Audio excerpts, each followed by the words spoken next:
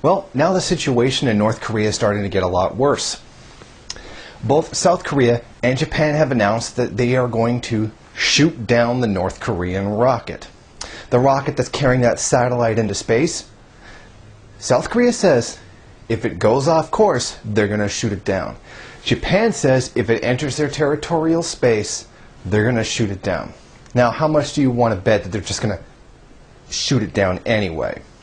I mean, all of this is over the launch of the rocket, which will send a satellite into space, which they're complaining, along with the United States, that it violates some disagreement resolution, blah, blah, blah. When the fact is, it's a rocket, not a missile, which doesn't violate. It's launching a satellite, not a warhead, which also doesn't violate the agreement. This is all about shutting down North Korea no matter what. They don't have a right to peaceful space exploration, or in this case, sending a satellite into orbit. It's peaceful. Now we know it is. North Korea said, bring the inspectors in. Come on, take a look, take a look. And they've let them in to come take a look at it to see that it's not a missile. But of course, that's not good enough. And just quietly just forget that they said that and that they're allowing that. Now, what's the punishment for trying to send a satellite into space not violating the law? Well, according to the United States government, it's cutting off food aid. Don't violate the agreement and you lose food aid. Genius. And then wonder why North Koreans hate you. And then wonder why a lot of anti-imperialists hate you for what you do to North Korea and other countries. Now, in reaction to the cutting off of the food aid, North Korea said, well, you're already punishing us as though we've broken the agreement, which we haven't, so F you, and have, just on Thursday, fired 2 ballistic missiles, like actual missiles, not a rocket into space carrying satellite, 2 actual weapon missiles into the ocean on a test. North Korea's firing rockets. Well, you've already punished them for firing a rocket, firing a missile when they haven't. So what have they really got to lose here? I mean, it's just one of those cases where no matter what North Korea does, they can't win. Which makes me wonder why they tolerate as much as they do from the West. Now, they're saying this isn't allowed under UN Security Council Resolution. Security Council Resolution 1874. Now, that's true. You cannot fire ballistic missiles. You can't fire weapons, testing, or otherwise. Well, they didn't do that originally, and they already cut off the food aid. Well, if you're already going to punish us for testing a weapon that we never tested, then we might as well go ahead and do it, because at least we can get the testing done. And all of this is to develop further North Korean technology, because it's supposedly stuck in the Stone Age, as so many people so likely to have very, very happy to say, which isn't, actually true. Now, this launching the rocket is in reaction to losing the food aid. Of course, if there was no embargo, then we wouldn't really have that problem to begin with. Now, while researching this subject, I went across several different media forms. So I come across Russia Today.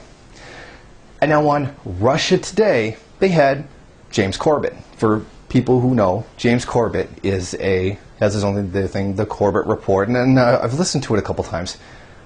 It's borderline anti-NWO. I mean, it's a borderline conspiracy kind of type show. Now, he was on Russia Today, and he said, well, now with the huge food aid shortage, North Koreans are going to resort to cannibalism.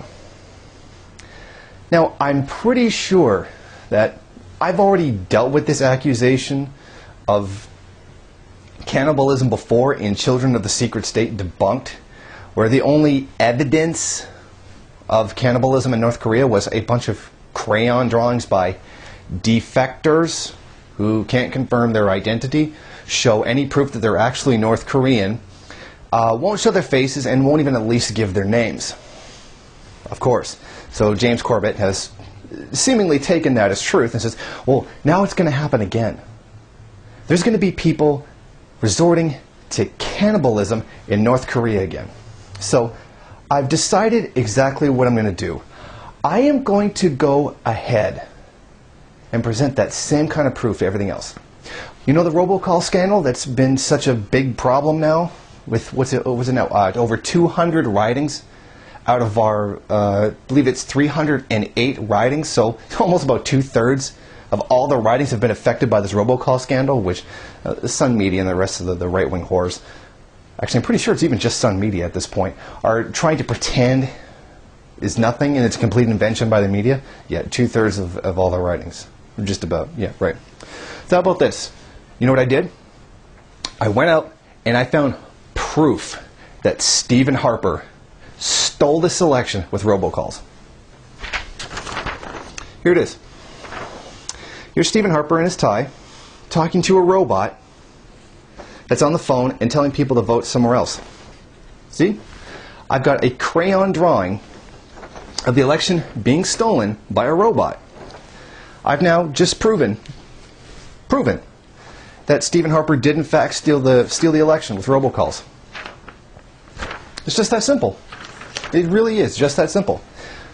It's not there. I got something for the Americans in the audience too. With thorough scientific research, digging through old archives and interviews with people that knew Obama, I have found proof that Barack Obama is a secret communist Muslim. Here he is. Here's Barack Obama. Here's a hammer and sickle, and this is how you know it's Obama. It's got the word Obama pointing to him, and like you can see, it's all black because Obama's a black man. So you can tell that, you know, he's a black guy. You can tell that it's him. And there's the word Muslim with an arrow pointing to it. So I found a crayon drawing that totally proves Barack Obama is a secret communist Muslim. You see that? I've just solved two of the biggest scandals in Western political recent history with crayon drawings. You see how evil the West is? And you see how easy it is to prove absolutely anything with just a little crayon drawing.